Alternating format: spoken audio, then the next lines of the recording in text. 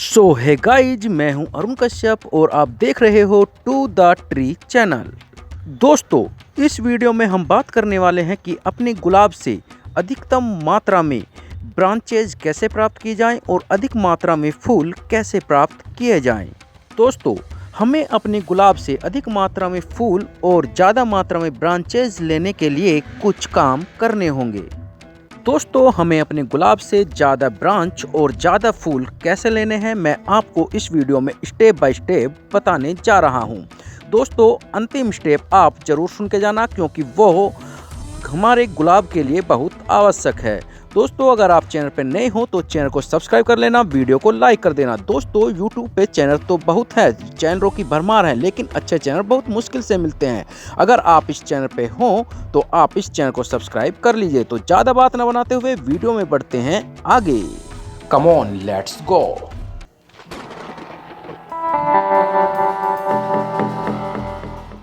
दोस्तों, हमें अपने गुलाब से ज़्यादा फूल और ब्रांच लेने के लिए गुलाब के साथ कुछ स्टेप बाय स्टेप कार्य करने होंगे।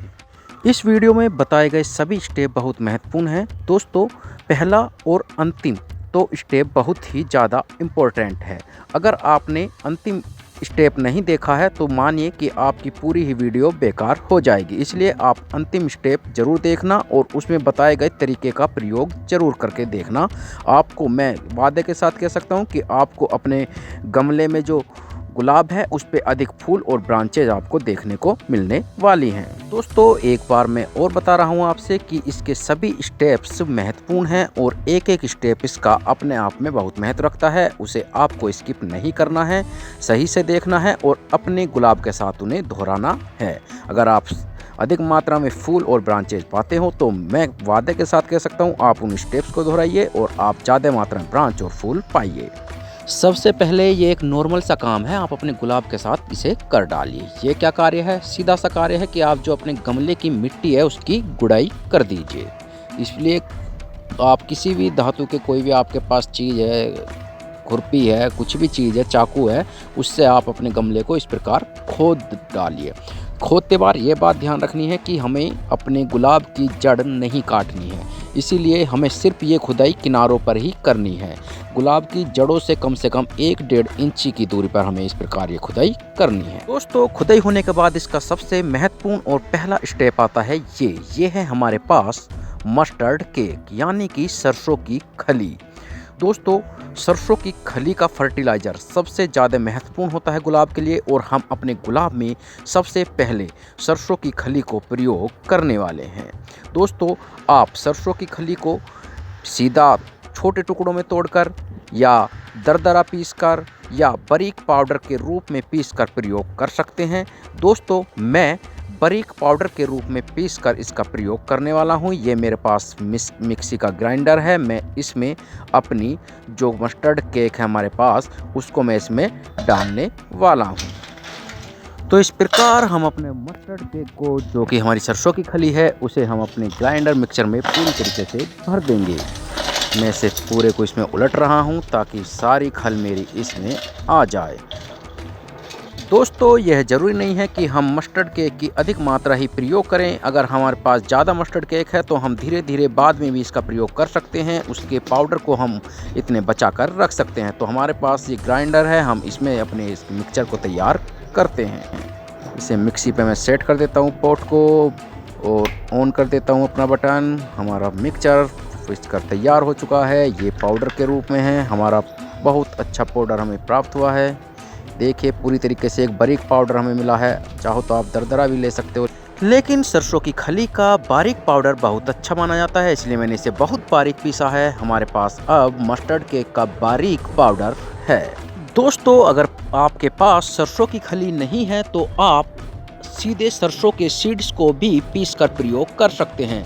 अगर आपके पास दानों के रूप में सरसों है, आप उसे ग्राइंडर मिक्सी में पीस कर उसका चूरा बना लीजिए और उस चूरे का प्रयोग भी आप अपने गुलाब में बिल्कुल इस तरीके से कर सकते हैं जिस प्रकार हम मस्टर्ड केक का प्रयोग कर रहे हैं। तो दोस्तों, ये हमारे पास मस्टर्ड केक है जिसका प्रयोग हम अपने गुलाब में करने वाले हैं।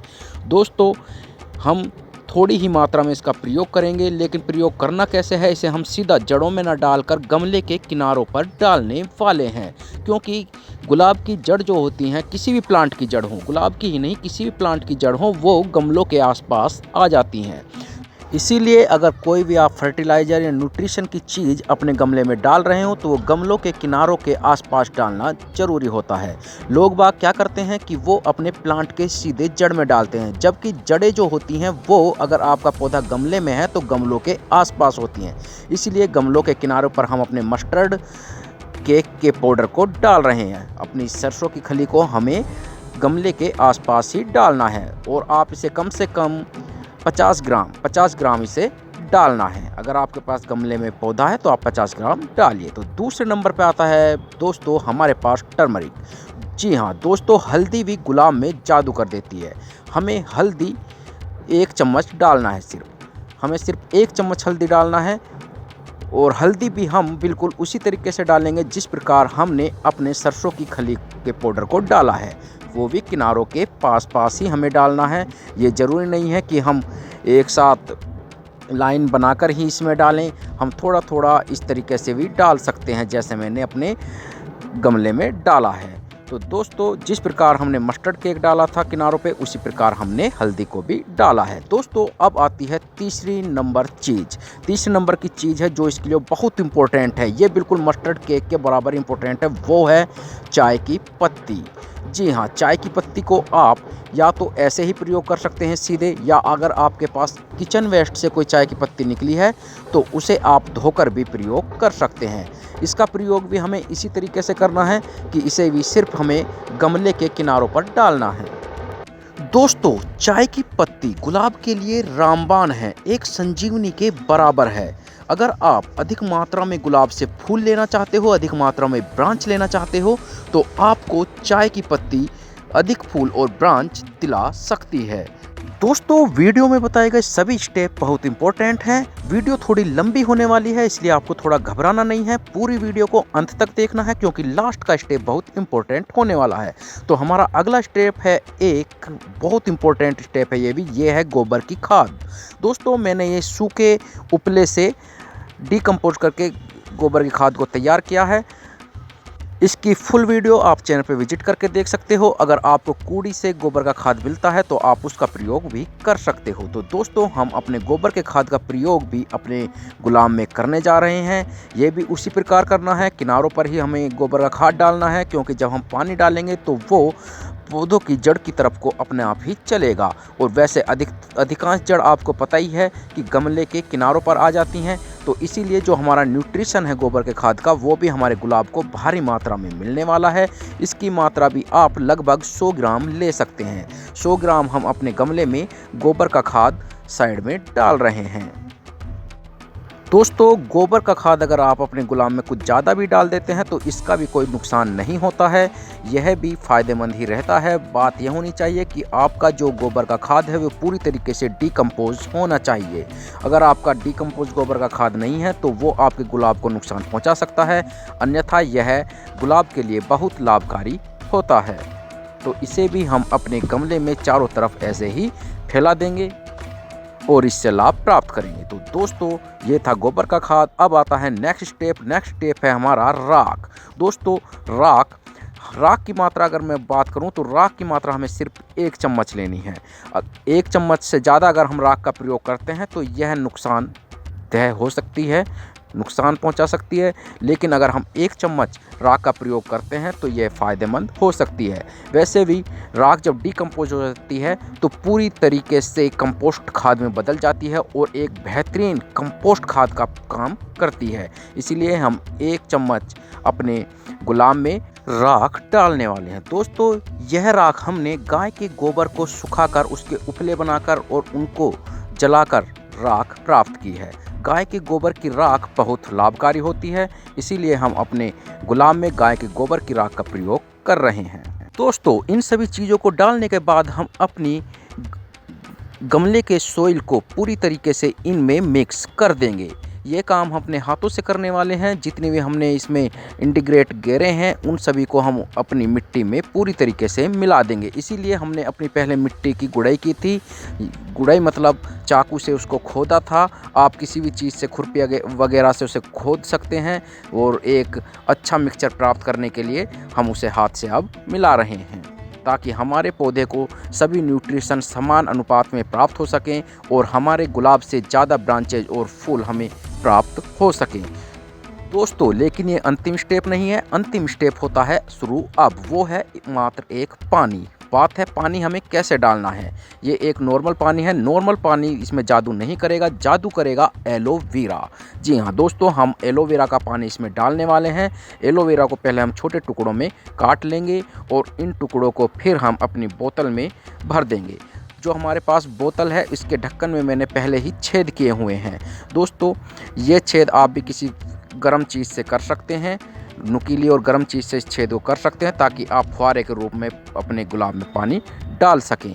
तो दोस्तों, ये पानी जो है आपको 15 से 20 दिनों के बीच में डालना है। इसकी मात्रा कितनी रखनी है, आप 1 लीटर पानी एक 12 इंची के गमले में डाल सकते हो। दोस्तों, ये एलोवेरा का पानी है। देखने में ये नॉर्मल लगता है लेकिन ये बहुत तीव्र होता है, इसलिए इसकी मात्रा आप ध्यान रखें कि हमेशा 1 लीटर पानी डालना है। और इसकी समय अवधि क्या है, आपको 15 से 20 दिनों के अंतराल पे से डालना है। दोस्तों, अगर आपको लगता है कि पानी हम सादा भी दे सकते हैं तो आप सादा पानी भी दे सकते हो, लेकिन अगर आपको लगता है कि अब हमारे पौधे को ज़्यादा न्यूट्रिशन और फंगिसाइड की ज़रूरत है तो आप एलोवेरा के पानी को डाल सकते हो। एलोवेरा के पानी को अपने पौधे में हमें ज़्यादा भी नहीं डालना चाहिए, इसीलिए आप 15 से 20 दिन में डाल सकते हो, या फिर अगर आपको ज़्यादा ही लग रहा है कि पौधे में पानी नहीं डालना चाहिए तो आप उसे 1 महीने के अंतराल पर भी एलोवेरा का पानी इसमें डाल सकते हो।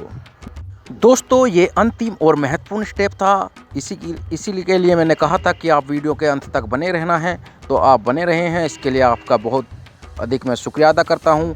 आशा करता हूँ कि आप अपने गमले पे इस स्टेप को ज़रूर दोहरा कर देखने वाले हैं। अगर आप इन सभी स्टेप्स को अपने गमलों पर दोहराते हैं, अपने गुलाब पर दोहराते हैं, तो मैं वादे के साथ कह सकता हूँ कि गुलाब से आप अधिक मात्रा में ब्रांच प्राप्त करने वाले हैं और बहुत अधिक मात्रा में आप फूल प्राप्त करने वाले हैं।